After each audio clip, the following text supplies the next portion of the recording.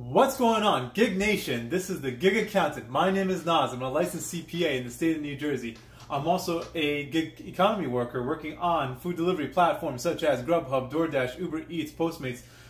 Referral links are in the description box down below if you're interested in signing up for any of those platforms. So, Grubhub has found themselves in a little bit of hot water as of late. There's been a talking point regarding Grubhub and their registration of a large number of web domains that are related to the restaurants that they are providing services for. So I want to read this article and give my thoughts regarding the entire situation. So this article is from Business Insider, and the title is Grubhub registered as many as 23,000 web domains and used them to set up restaurant websites, sometimes without the owner's knowledge or express permission. Okay, it does sound alarming. So let's dive into this and make some sense out of this.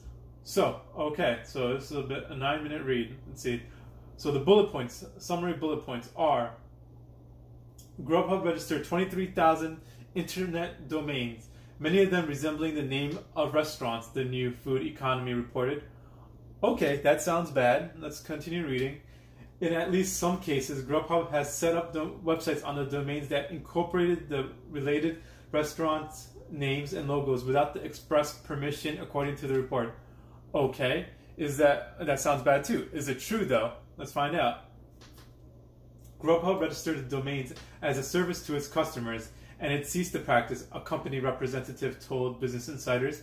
Okay, so Grubhub's response is that they were providing a service to their customers and have since terminated this business practice.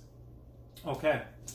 The representative denied that the company was cyber squatting or registering the names of trademark business with the intent to profit off them. Okay, so some people are saying one thing, and Grubhub has responded stating the opposite. So let's read this article and see where I stand on this. So, food delivery company Grubhub owns some 23,000 internet domains, many of them incorporating the names of restaurants around the country, according to a report in the New Food Economy on Friday. In at least some cases, Grubhub has set up websites on those domains that feature the names and logos of the restaurants incorporated in their address, according to the New Food Economy and a related article by The Verge. Those websites include links that point to Grubhub rather than to restaurants' own sites, and tout phone numbers that delivery company controls rather than to the restaurant's own phone numbers, according to the reports. I never gave them permission to do that, a New York City restaurant owner referred to as Siobhan M. told the New Food Economy. In a statement, Grubhub spokesman Brendan Lewis confirmed to Business Insider that the company had registered domains, though he declined to confirm the number. He declined to say whether Grubhub got owners' express permission for launching the sites, saying only that the site registration were consistent with the company contract with its partners. Okay, so if it is consistent with the company's contract, I would imagine that somewhere in the contract it enables Grubhub to enact this practice to kind of like take their own agency in determining the appropriate marketing practices for the restaurant. So maybe there wasn't something that explicitly stated in the contract that they were going to do this, but the contract, at least Grubhub's interpretation of the contract, was that it enabled them, it gave them agency to do this business practice, creating domain names that resembled the restaurant's restaurant's own domain or restaurant's name and logo and all that. But anyway, let's continue. Grubhub acquired the domains as a service to its customers, but it has ceased the practice, he said. He did not say when it stopped. As a service to our restaurants, we have created microsites for them as another source of orders to increase their online presence, Lewis said in the statement. It has always been our practice, he continued, to transfer the domain to the restaurants as soon as they request it. Okay, so here Grubhub has stated that if a restaurant demanded that the site that was created by Grubhub had demanded the domain name, they will release that name to the owner. So that's a good on Grubhub if they are actually following through with this practice.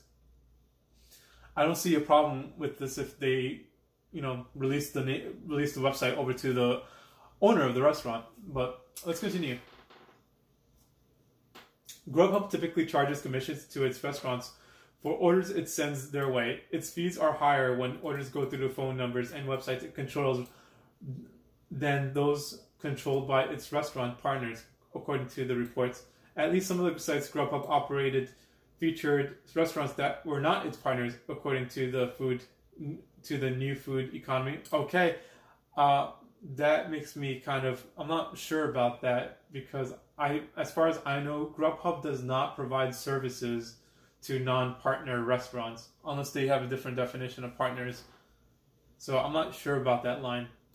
Lewis did not address how Grubhub got permission to launch or operate those sites, but he denied that the company was engaged in cyber squatting. Well, my reading is that they were able to derive permission through the contract. That's how they got permission. Cyber squatting is the practice of registering domains that resemble or include the names of trademark businesses with the intent of profiting off them. Grubhub has never cyber squatted, Lewis said in a statement. Okay, so that's the article. So here's my thought regarding it. It seems like Grubhub interpreted that their contracts with their business partners, with the restaurants that they were engaging in business with, enabled them to create these microsites in order to promote them and to move more traffic volume. It seems that some restaurants were upset that they were using their domain name, but Grubhub had disclosed that they would release the names. They would give the restaurant the domain name if they so requested. So I don't see that as being too much of a problem. It seems like some of the restaurants are alleging that Grubhub is stealing some of their business, taking some of the business away from them that they would have been receiving otherwise. And I would like to dispute that. It seems like, what we need to understand here, first and foremost, is that Grubhub is not purely a food delivery company. In actuality, Grubhub started off as a compilation service where they provided a platform to compile restaurants' food menus and food items, and provide a single source for consumers to log on and to find the food that they want, the order that they want, and to place their order through the Grubhub systems. So Grubhub is a compilation service and marketing and promotional company. They provide these services to the restaurants, and I think that it is a leap in judgment, or a leap in judgment for the restaurants to think that they would be receiving these orders otherwise had Grubhub not been in place, had Grubhub not been there, that they would have received these orders. I think that is kind of a leap in an assumption. In reality, I think that a lot of these orders that the restaurants are receiving through the Grubhub food platform, as well as other platforms, they would have missed out on.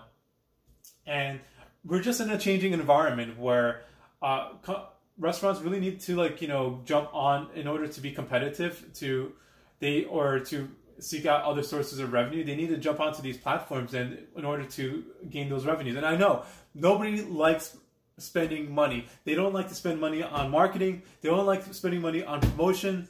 They don't like giving money over to other companies who they feel like are not adding valuable services. But in my mind, Grubhub is providing an incredible service to these restaurants, providing them with orders and revenue that they would otherwise be missing out on.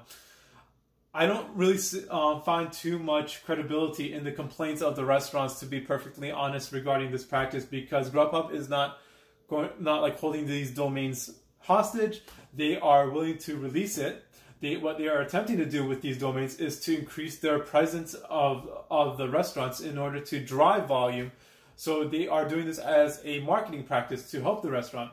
Yes, Grubhub earns revenue. They earn fees and commission based on revenue, based on each order or traffic driven to the restaurants. But that's their business. That's what they're paid to do. So I don't really understand why. I mean, I understand why they're complaining. Nobody likes to spend money, and they feel like they deserve this money. They deserve these orders, and they feel like, in my mind, it's unfoundedly, they feel like they would have gotten these orders without Grubhub's commission or fees had Grubhub not been in the picture. But I would like to dispute that. In reality, I think that it's more likely that they would have just missed out on a lot of revenue. And yeah, the restaurant business is a tough business. Margins are very tight. Expenses are high, revenue and profit margins are low. So I definitely I do sympathize with the restaurants for their expenses that they have to pay and them wanting to squeeze some of the costs that they are currently paying out on. But I think that Grubhub and other food delivery and food compilation services and platforms provide a valuable resource to these restaurants, and that I think it's well worth the expenses. But yeah, that's all I got to say about that.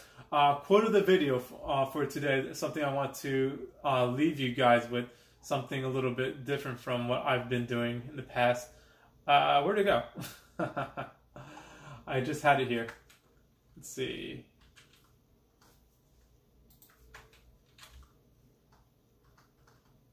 What's his name? Og. Okay, here we go. Okay, here I want to leave you with a quote from Og Mandino, who was a best-selling, who had the best-selling book, The Greatest Salesman in the World. Always do your best. What you plant now, you will harvest later. And I think that's a very profound statement. What you do now, you can reap the rewards later. So keep that in mind in whatever you do. All right, everyone. As I mentioned earlier in the video, I'm a licensed CPA in the state of New Jersey. I provide accounting services, tax preparation, planning, and consulting services. If you're in the need of any of those, feel free to engage me. My rates are subject to change and at my own discretion, but it's currently at $100 per hour. As always, guys, happy hustling, be safe out there, and have a great day.